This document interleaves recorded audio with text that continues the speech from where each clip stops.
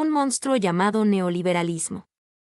El neoliberalismo influye en la educación y la cultura. Introducción. El monstruo económico que a su paso por los países subdesarrollados va pisoteando la dignidad de los ciudadanos, sobre todo los mexicanos y los países de América del Sur, no solamente ha generado a millones de pobres, sino que va arrebatando la propia identidad de las nuevas generaciones. Es deshumanizante lo que está sucediendo en las políticas públicas de los gobiernos neoliberales. En el caso de México, el deterioro económico se refleja en la clase trabajadora, día con día cuesta más mantener el gasto familiar, como consecuencia se da el fenómeno de migración al país vecino. Ese monstruo se llama neoliberalismo, que ha obstaculizado la esperanza de buscar nuevos senderos en la economía local, que impone a los países subdesarrollados un modelo educativo a su interés, diseñado por los teóricos del Fondo Monetario Internacional, FMI, y el Banco Mundial, BM. La economía globalizante utiliza como aparato ideológico legitimizador al sistema educativo y por ende a los docentes de todos los niveles, desde el básico hasta el superior. Además tiene el control de los medios masivos de comunicación.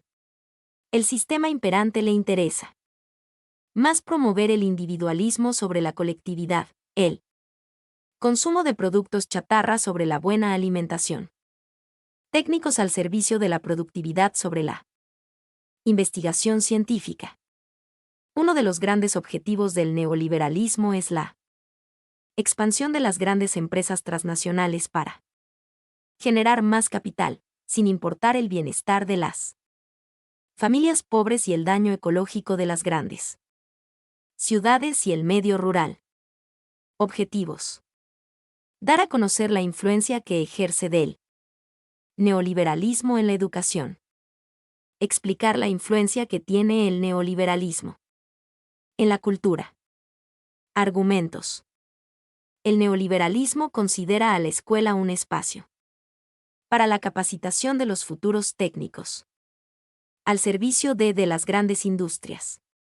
El neoliberalismo ha influido para que las nuevas generaciones vayan perdiendo su propia identidad cultural.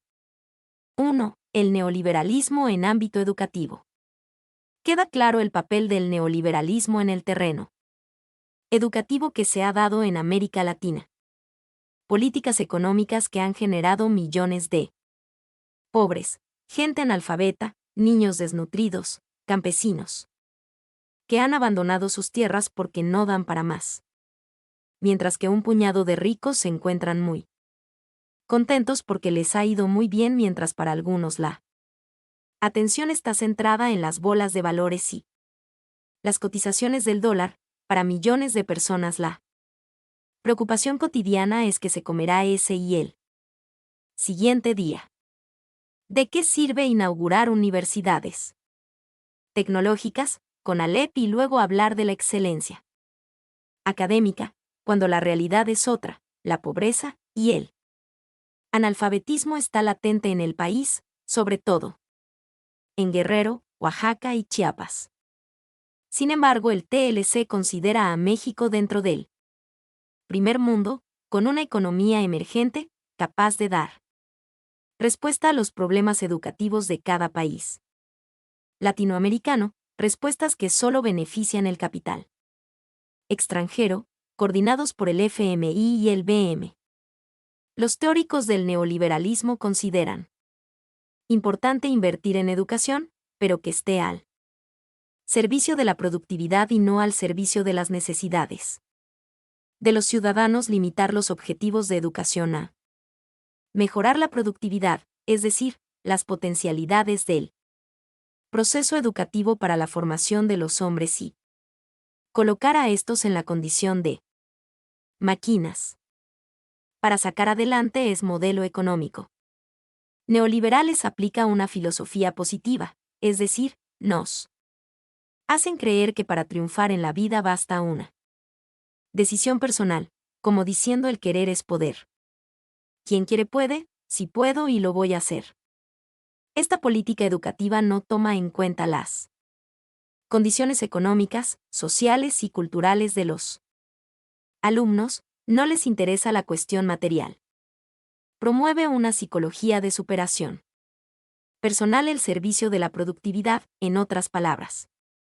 Hacer más ricos a los grandes capitalistas de México y el extranjero, cuando en realidad se ha demostrado empíricamente que los beneficios directos de la educación sobre la productividad no son homogéneos y reflejan mayores beneficios para quienes más tienen. Para los técnicos el neoliberalismo es un mito.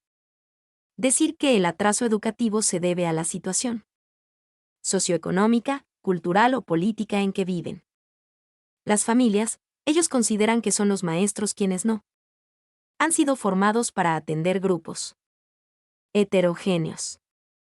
Se necesita un cambio de estructura de la sociedad que esté al servicio del hombre, una educación que permita la liberación del propio hombre, es decir, no solo cambiar su mentalidad, sino modificar las circunstancias de la opresión, como decía Simón de Beauvoir. La educación en México en los países de América del Sur es un problema ético y político y no solo técnico-económico, se debe vincular la educación con los problemas locales y regionales, para que de esta forma nazca la creatividad y el deseo de seguir estudiando. Terminar con la deserción no es un problema de Estado. Para que un Estado sea ético necesita elevar la educación de la población para colocar a la altura de las necesidades de la vida productiva.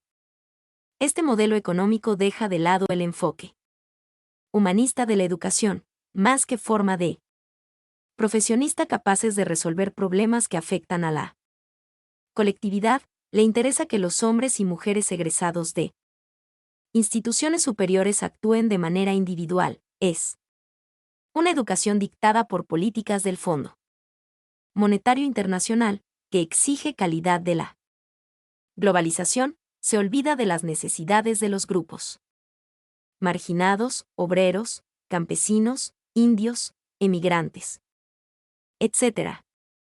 Lo que es peor, pisotea lo estipulado en la Constitución política para dar paso a intereses globalizadores de la economía. Consecuentemente, transforman las obligaciones del Estado para impartir una educación integral a toda la población, como derecho constitucional y sujeta mecánicamente las oportunidades educativas a la competencia y selectividad que se opera también de la estrechez del mercado de trabajo para satisfacer sus necesidades laborales a corto plazo.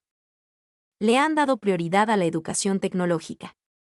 En todo el país han fundado institutos tecnológicos y universidades tecnológicas, con la promesa de dar empleo a los egresados en pocos años.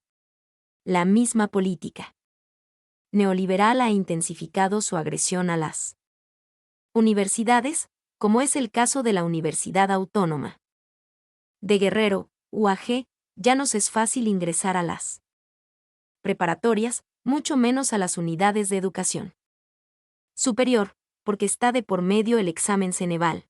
Con la aplicación de estas pruebas, miles de estudiantes del país quedan desilusionados por no poder ingresar a las escuelas de su preferencia. Esto trae como consecuencia el desempleo, el narcotráfico, la guerrilla, etc., sobre todo en Guerrero, Chiapas y Oaxaca, que son estados con más pobreza a nivel nacional.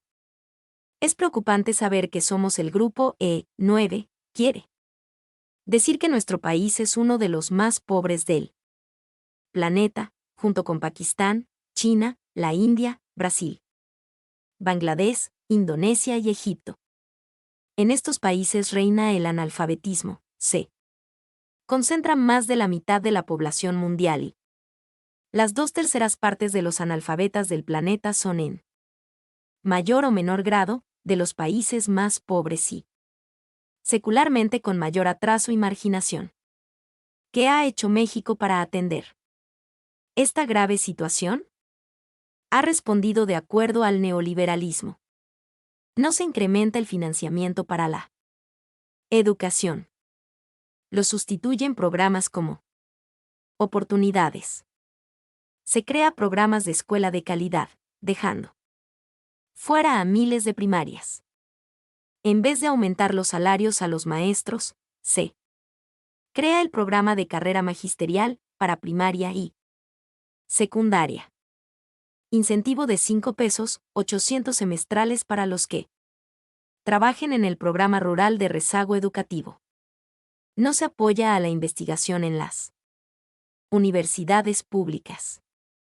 Se impone el examen del Ceneval para ingresar al nivel medio superior y superior.